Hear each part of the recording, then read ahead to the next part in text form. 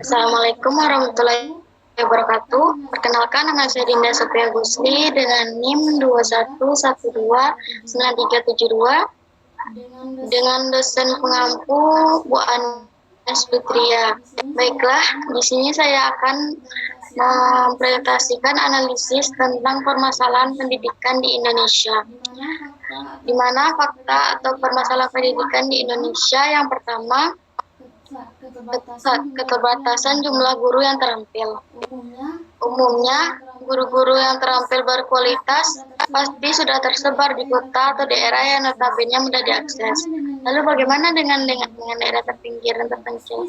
Sudah pasti sangat sulit, kan? Kenapa? Karena di kota aksesnya sangat mudah, dari transportasinya, biaya hidup, dan internet.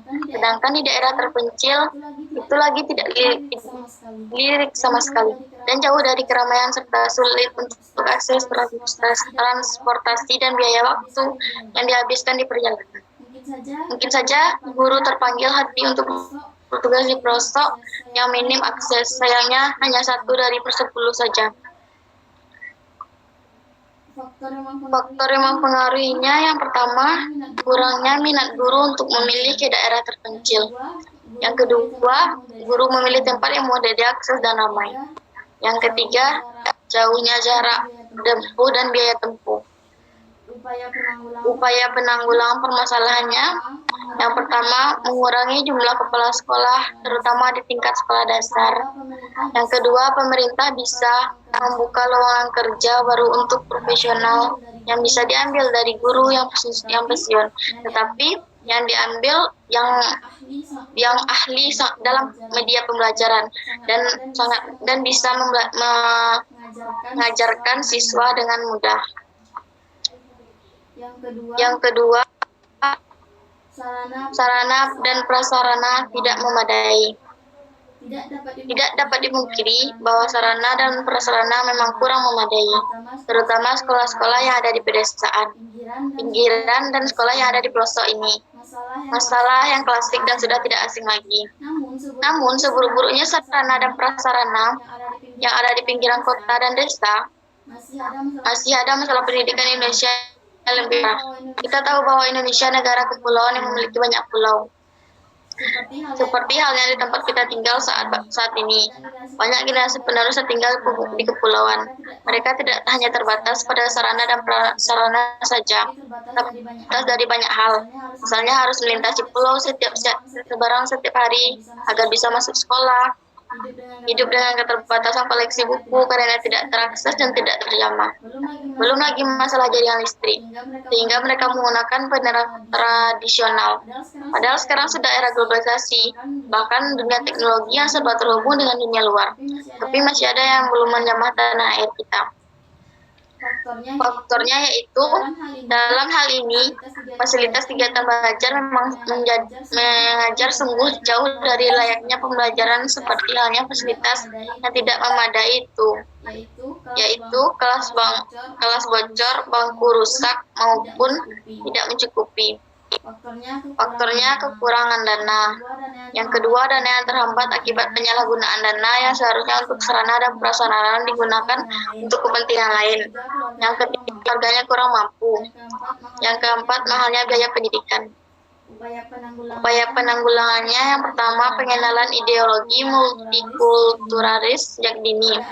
Pada anak diharapkan mampu membangun karakter anak bangsa yang mengerti, menerima dan menghargai orang lain yang berbeda, suku, budaya, dan nilai kepribadian. Yang kedua, meminta dana kepada pemerintah sesuai dengan keadaan sarana dan prasarana yang dibutuhkan di sekolah tersebut. Tiga, mendata sekolah yang ada di sekitar untuk mengetahui sarana dan prasarana yang kurang dan perlu ditambah atau diperbaiki lagi. Yang ketiga, minim bahan pembelajaran. Kurangnya keterbatasan bahan wajar menurut saya hal yang wajar, karena memang dari kesadaran akan literasi di Indonesia termasuk di urutan akhir. Dari sudut perspektif lain, menurut saya bisa jadi bukan karena masalah minimnya bahan pembelajaran, tetapi masalah kurangnya kesadaran untuk membuat inisiatif mencari modul pembelajaran. Saya kurang setuju dengan masalah keterbatasan menjadi alasan. Mungkin banyak yang menyebutkan bahwa keterbatasan bukan pembelajaran tidak memadai. Padahal sebenarnya bisa mencari sendiri. Tidak harus mengandalkan uluran bahan ajar dari pemerintah, tetapi inisiatif sendiri. Jika tidak ada bahan pembelajaran, bagi seorang pendidik bisa saja belajar dari buku luar, kemudian transformasikan ke peserta didik atau bisa membuat bahan pelajaran jika memang tidak ada. Permasalahannya dan faktornya yaitu di dalam perkembangan teknologi yang sangat pesat seperti ini, banyak sekali informasi ataupun bahan bacaan yang disajikan melalui media elektronik. Bahkan banyak sekali bahan bacaan yang tersaji dalam situs-situs internet, mulai dari majalah, karya ilmiah, bahkan sampai jurnal nasional ada di internet. Tapi dalam hal ini banyak sekali anak-anak yang tingkat pemahamannya sangat rendah, sehingga membuat anak-anak kesulitan memahami teks.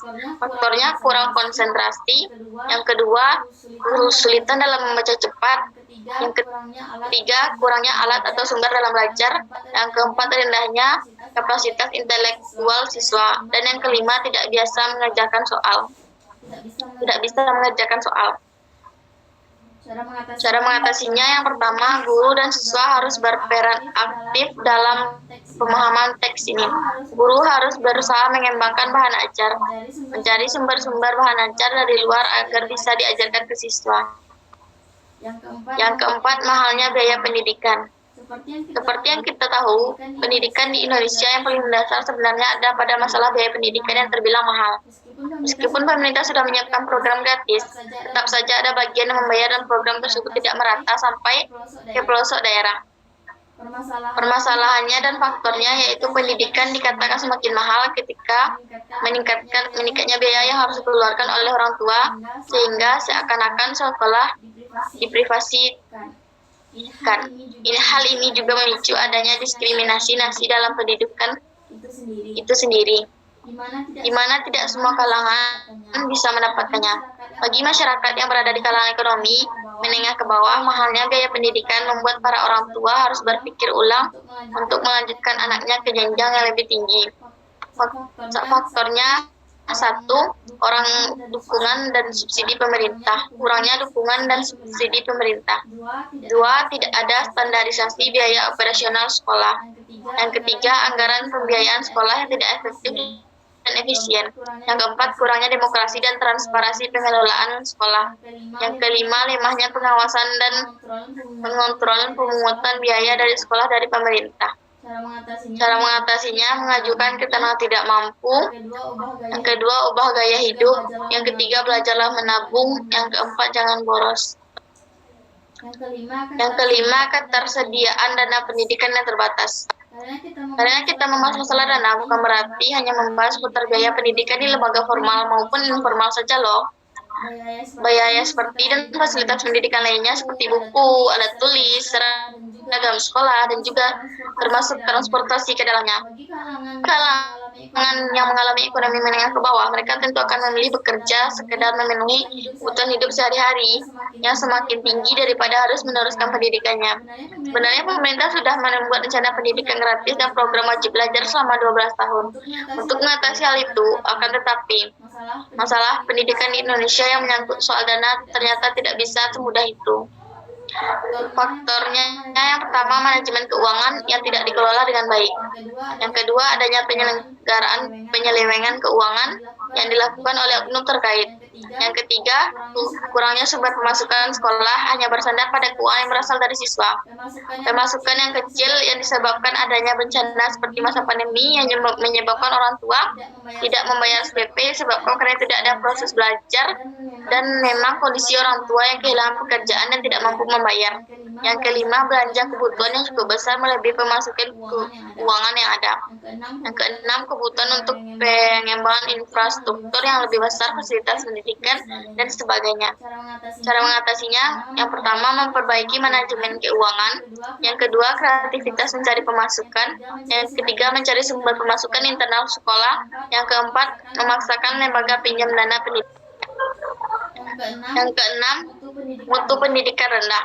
Salah satu masalah juga terletak pada mutu pendidikan rendah yang bisa juga menyebabkan mutu pendidikan biasanya disebabkan perspektif masyarakat secara umum. Faktornya tersebut salah satunya adalah rendahnya tenaga pengajar. Keadaan guru atau tenaga pengajar di Indonesia terlihat menyedihkan karena guru belum memadai serta banyaknya guru honorer. Cara mengatasinya yaitu yang pertama, menciptakan suasana yang mendorong para peserta didik merasa dirinya penting dan berharga.